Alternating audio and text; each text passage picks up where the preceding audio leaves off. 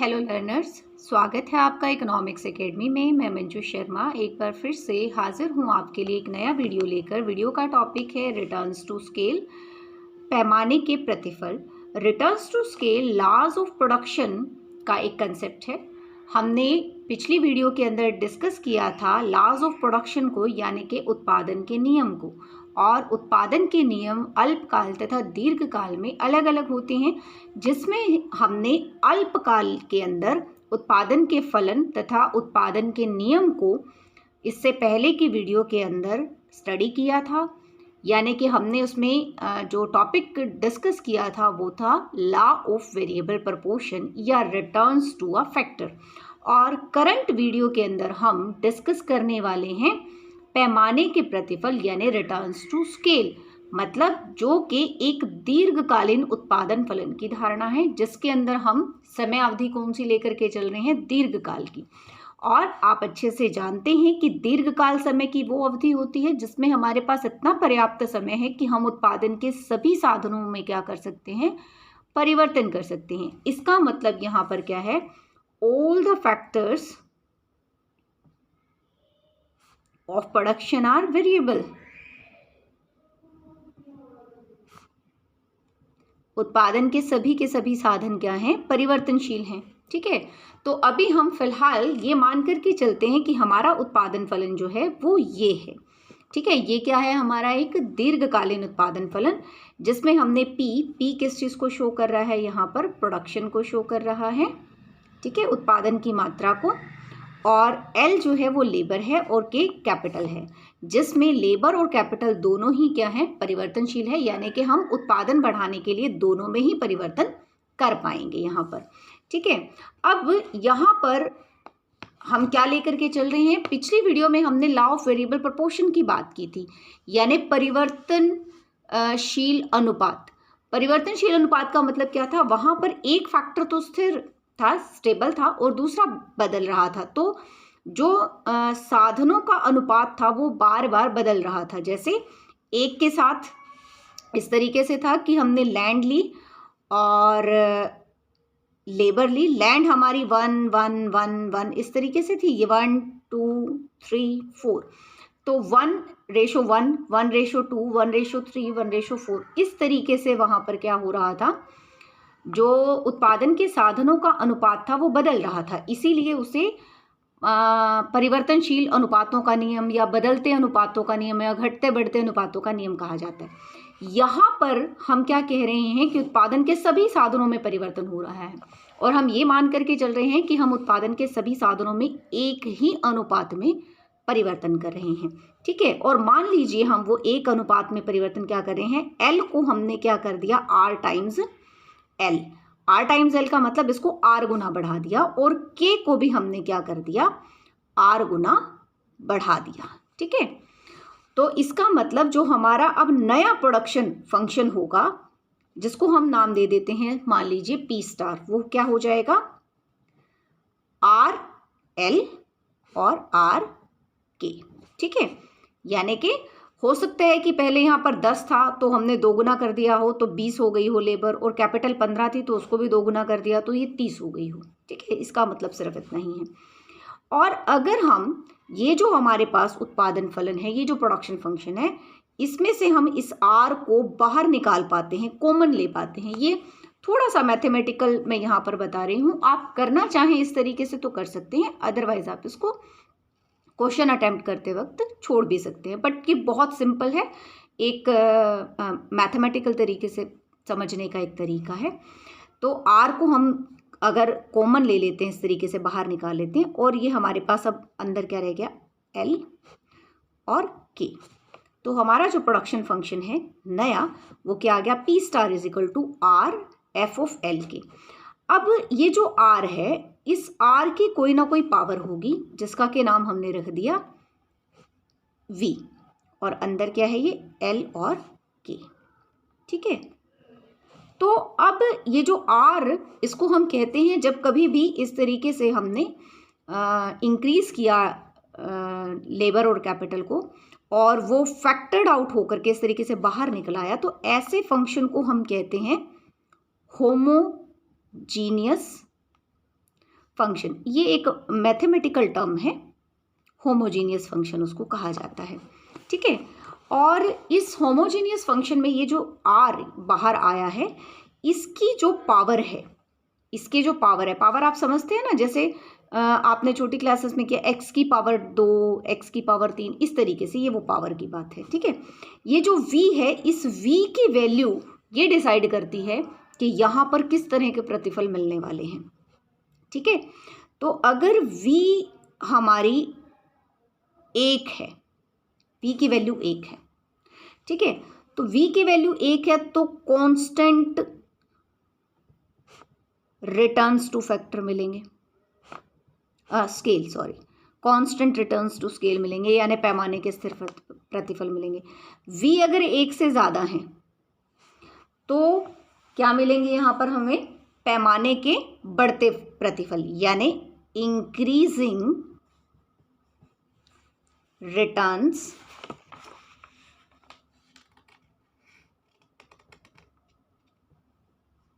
To scale, ठीक है। और अगर v लेस देन 1 है, v अगर 1 से कम है, तो मिलेंगे डिक्रीजिंग रिटर्न्स टू स्केल, यानी पैमाने के घटते प्रतिफल, ठीक है। तो ये तो हुई मैथमेटिकल बात कि अगर इस तरीके से हमने r गुना बढ़ा दिया, लेबर और कैपिटल यानी दोनों ही साधनों में एक ही अनुपात में हमने परिवर्तन किया, उसके बाद जिस अनुपात में हमने परिवर्तन किया था वो जो टर्म थी वो हमारी कॉमन आकर के बाहर आ गई, उसकी जो पावर होगी, अगर वो पावर 1 है तो हमें स्थिर प्रतिफल मिलेंगे पैमाने के, 1 से ज़्यादा हैं तो पैमाने के बढ़ते प्रतिफल मिलेंगे, 1 से कम है तो पैमाने के घटते प्रतिफल मिलेंगे, ठीक है। अब ये तो हमने मैथमेटिकल बात कर ली, अब थोड़ा सा इसकी डेफिनेशन की बात करें। बिल्कुल सिंपल सी डेफिनेशन है। डेफिनेशन क्या कहती है कि पैमाने के प्रतिफल से क्या मतलब है कि दीर्घ काल में जब हम उत्पादन के सभी साधनों को बढ़ाते हैं, ठीक है, उत्पादन के सभी साधनों में एक समान अनुपात से परिवर्तन करते हैं, उस समय उत्पादन किस प्रकार से बढ़ता है उसे हम क्या कहेंगे? पैमाने के प्रतिफल। अब इसे पैमाने के प्रतिफल क्यों कहा? क्योंकि यहाँ पर जो प्रोडक्शन का स्केल है, प्रोडक्शन का स्केल यानी उत्पादन का पैमाना क्या हो जाता है? चेंज हो जाता है। जब हम सभी साधनों में परिवर्तन कर रहे हैं, जब हमने सभी साधनों को बढ़ा दिया है, ठीक है, तो इसका मतलब क्या है कि हमारा जो उत्पादन का पैमाना है वो बदल गया, उत्पादन का पैमाना बड़ा हो गया, हम बड़े पैमाने पर उत्पादन कर रहे हैं, ठीक है। इसलिए इसको हम क्या कहते हैं? पैमाने के प्रतिफल, यानी रिटर्न्स टू स्केल।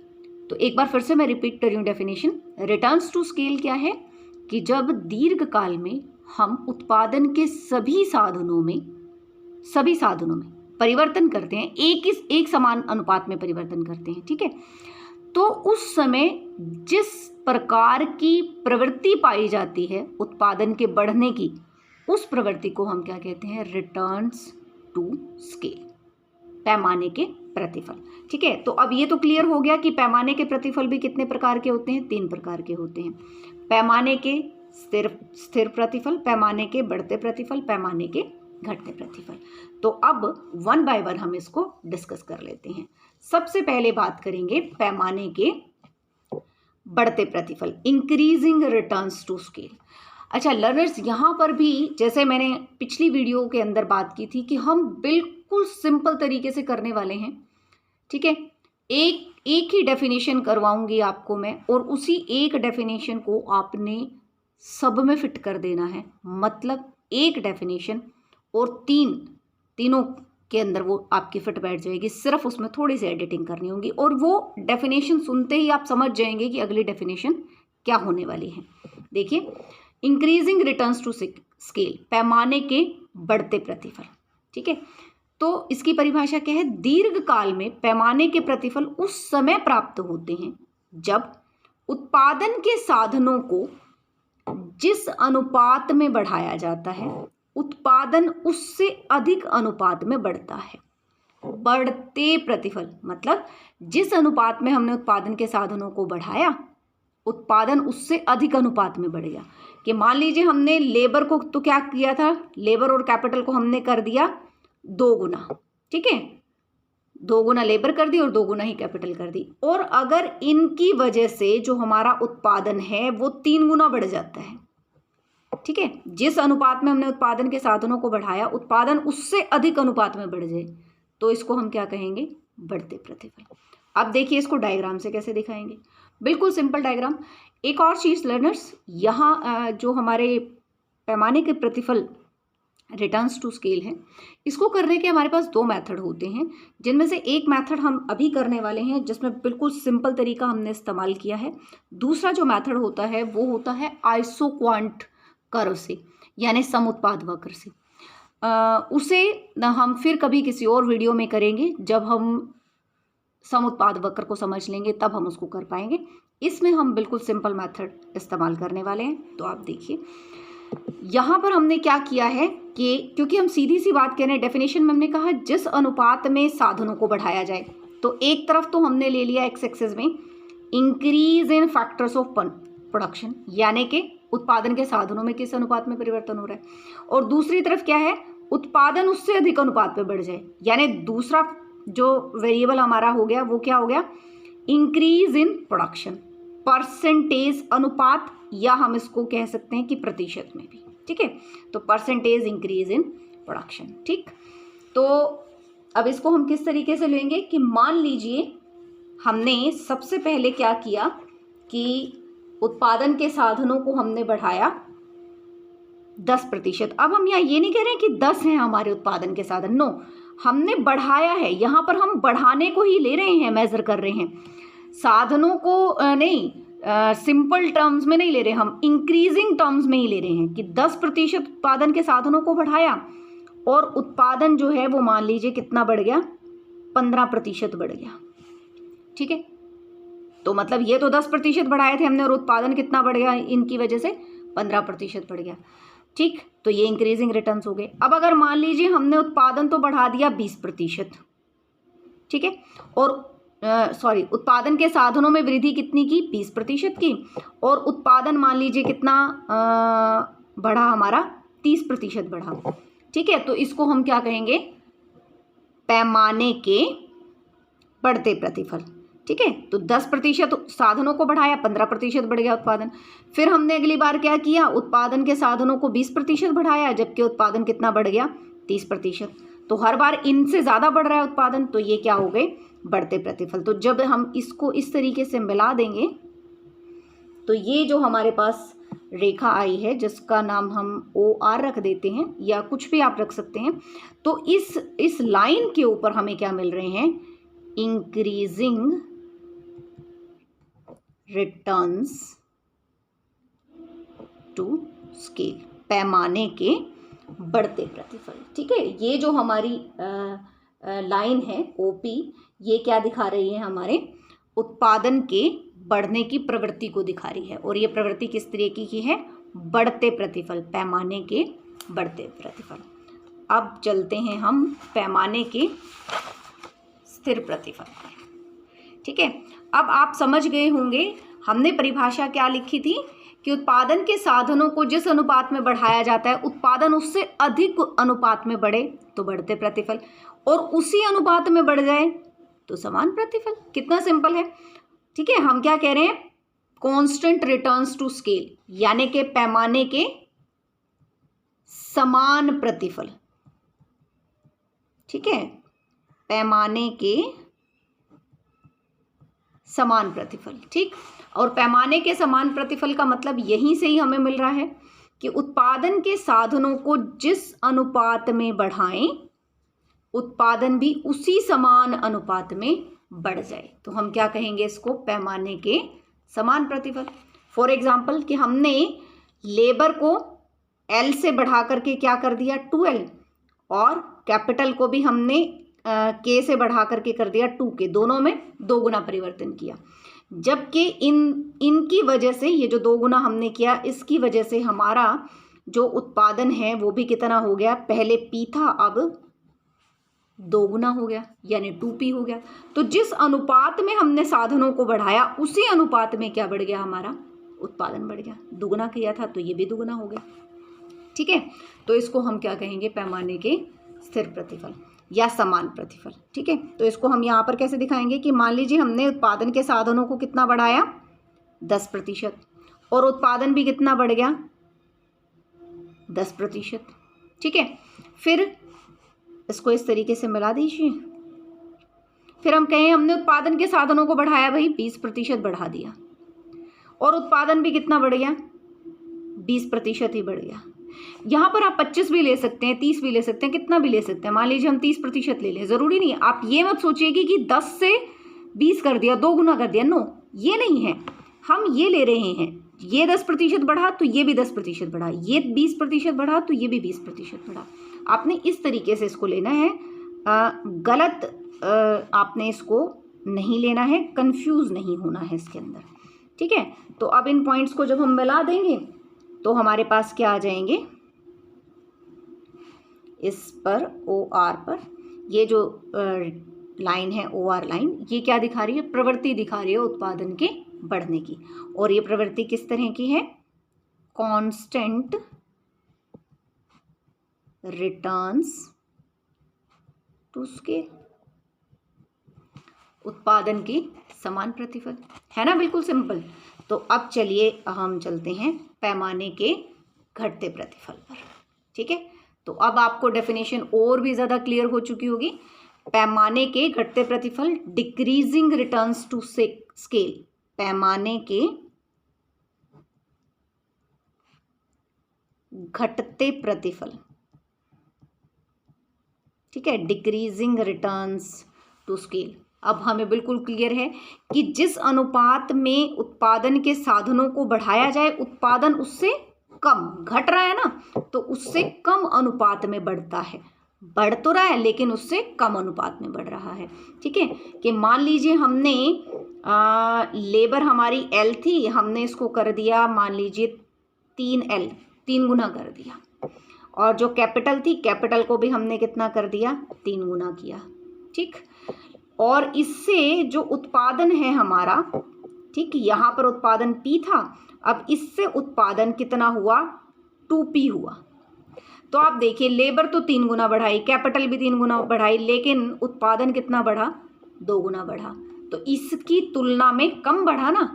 ठीक है, जिस अनुपात में ये बढ़ा उससे कम अनुपात में बढ़ा, तो ये क्या हो गए, डिक्रीजिंग रिटर्न्स टू स्केल। ठीक, अब इसी को देखिए हम कितने आसानी से डायग्राम में बनेंगे। तो अपनी मर्जी से इतनी आसानी से हम इसको एक्सप्लेन कर सकते हैं कि हमने कहा कि हमने उत्पादन के साधनों में 10% वृद्धि की, लेकिन हमारा जो उत्पादन में वृद्धि है वो मान लीजिए सिर्फ 5% की हुई। ठीक, अब हमने उत्पादन के साधनों में मान लीजिए वृद्धि कितनी कर दी, 20% की।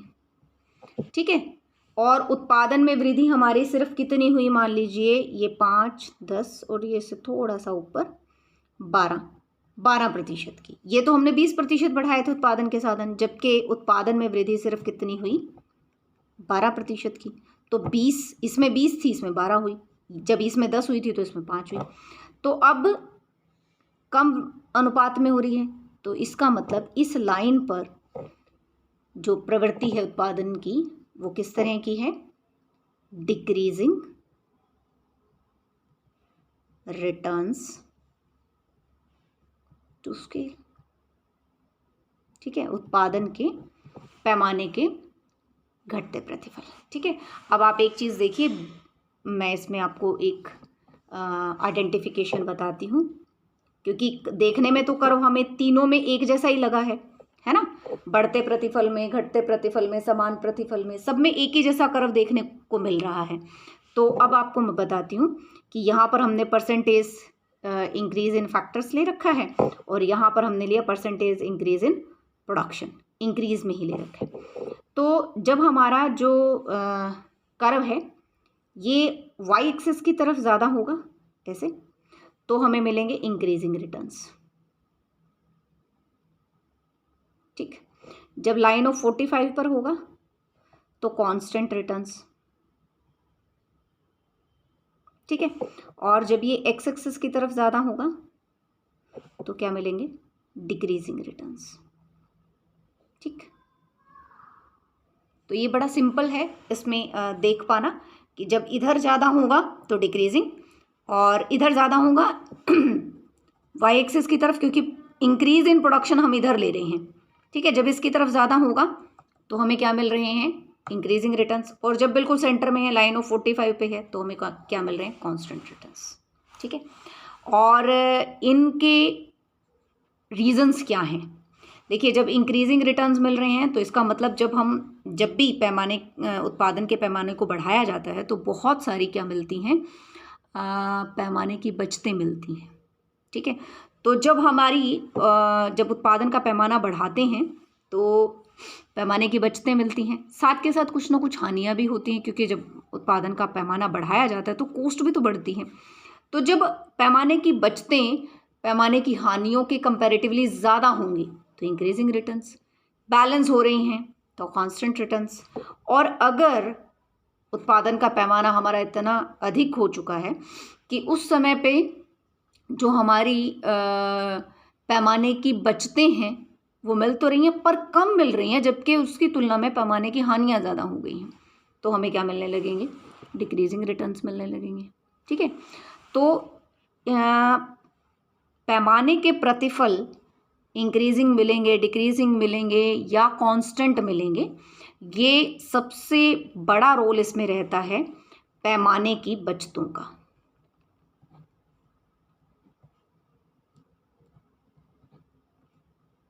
ठीक है, इकोनॉमीज ऑफ स्केल और पैमाने की हानियों का, डिसइकोनॉमीज ऑफ स्केल। तो ये बहुत इंपॉर्टेंट टॉपिक है जिसको हम आने वाली वीडियोस के अंदर डिस्कस करेंगे, क्योंकि जब हमें इसको समझना है तो हमें ये भी पता होना चाहिए। ठीक है, इस वीडियो के लिए इतना ही, और अगर आपको ये कंटेंट अच्छा लगा हो तो प्लीज़ वीडियो को लाइक करें, चैनल को सब्सक्राइब करें और अपने फ्रेंड्स के साथ शेयर करें, और आने वाली वीडियो को ज़रूर देखें। और जो इससे रिलेटेड वीडियो है परिवर्तनशील अनुपातों का नियम, उसका लिंक आपको डिस्क्रिप्शन बॉक्स में मिलेगा, वो भी ज़रूर देखें। Thank you so much, bye and take care.